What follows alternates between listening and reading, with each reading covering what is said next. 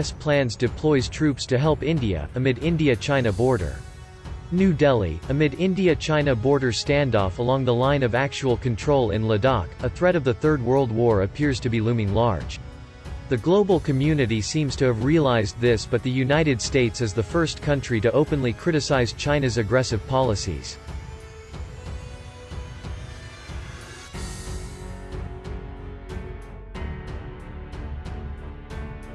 The U.S. has officially stated that it is reviewing its global deployment of forces to counter the growing Chinese military threat to countries like India, Malaysia, Indonesia, and the Philippines. U.S. Secretary of State Mike Pompeo said this in response to a question during the virtual Brussels Forum 2020 of the German Marshall Fund on Thursday.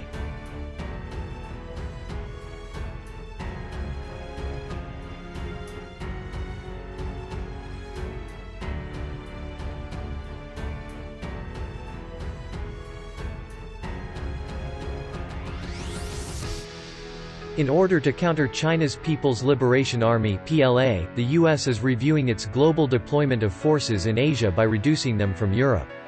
American military bases in many European countries were established to deal with the threat of Russia for years. Now, China and its Communist Party have emerged as the biggest threat to the world. Under the Force Posture Review, the U.S. is reducing the number of its troops in Germany from about 52,000 to 25,000.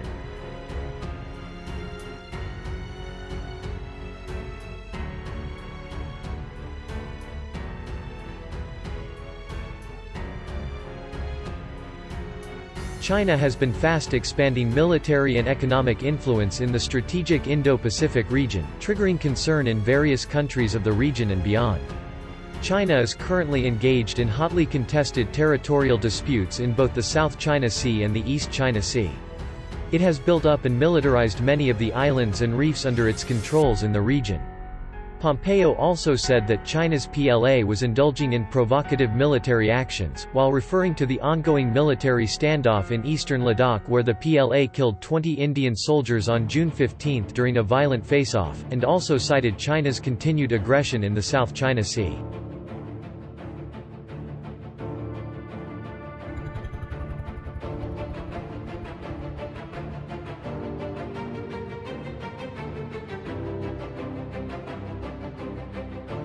If there arises a situation of the Sino-India War, America may come out in support of India, but it would lead to the Third World War.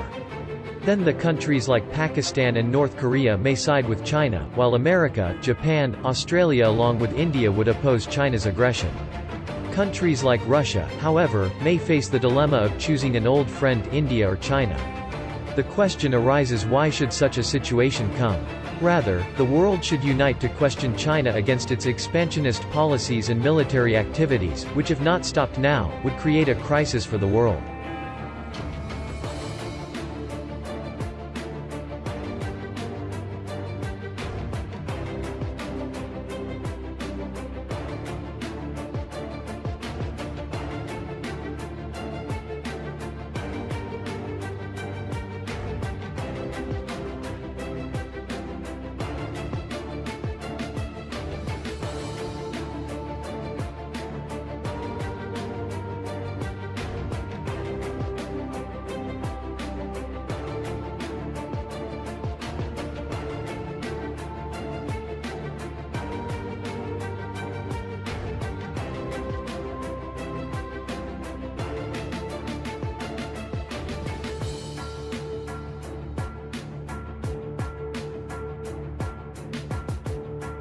U.S. Secretary of State Mike Pompeo's statement indicates an American strategy to encircle China, but the real siege of the communist nation will be from Southeast Asia. America has taken the name of countries of this region, especially Vietnam, Indonesia, Malaysia, and the Philippines, which are facing the military wrath of China in the South China Sea. The U.S. entered into an agreement with the Philippines since 1988, while Vietnam has also come closer to the U.S. amid threats from China and is getting the U.S. Navy's support in safeguarding its coastline. American defense cooperation with Indonesia and Malaysia has gradually increased, while in Singapore, the U.S. has an agreement to use the latter's air and naval bases.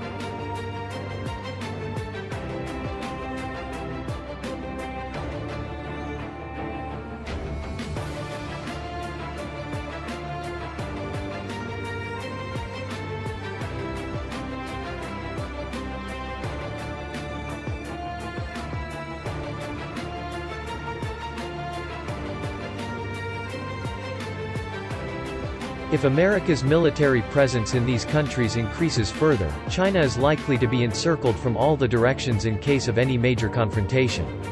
China is very aggressive in this region as well as in the East China Sea. It had openly issued a military threat to Taiwan by sending its fighter jets, but Taiwan repulsed that move. The U.S. military does not have a permanent base in Taiwan, but it often comes here for training and patrolling. Currently, 3 U.S. aircraft carriers are stationed near Taiwan. In the Asia-Pacific region, the U.S. military bases are in South Korea and in Japan to deal with China and its friend North Korea.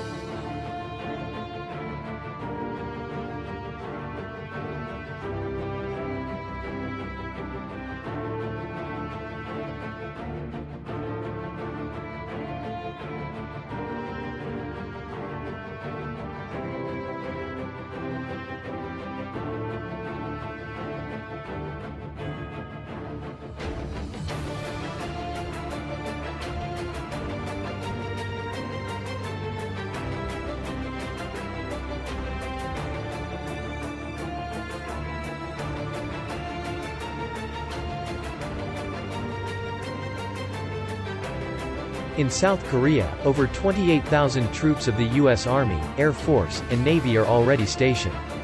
This region has about 15 small and large U.S. military bases. In Japan, the U.S. has about 23 small and large military bases with over 54,000 troops.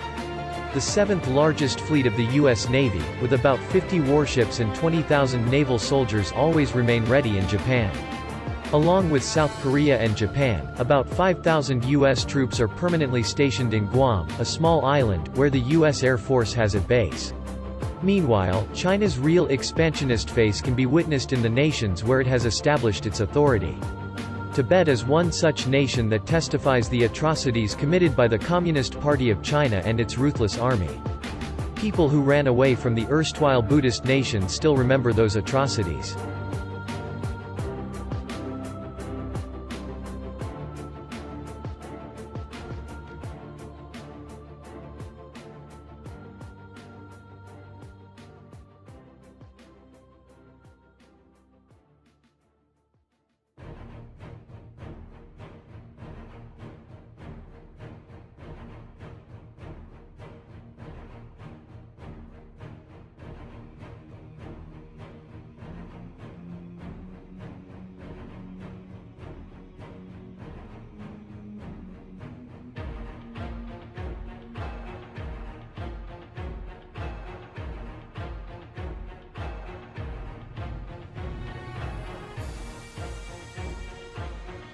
In Ladakh, Z News visited one such village where the refugees, who fled from Tibet, now live there for years.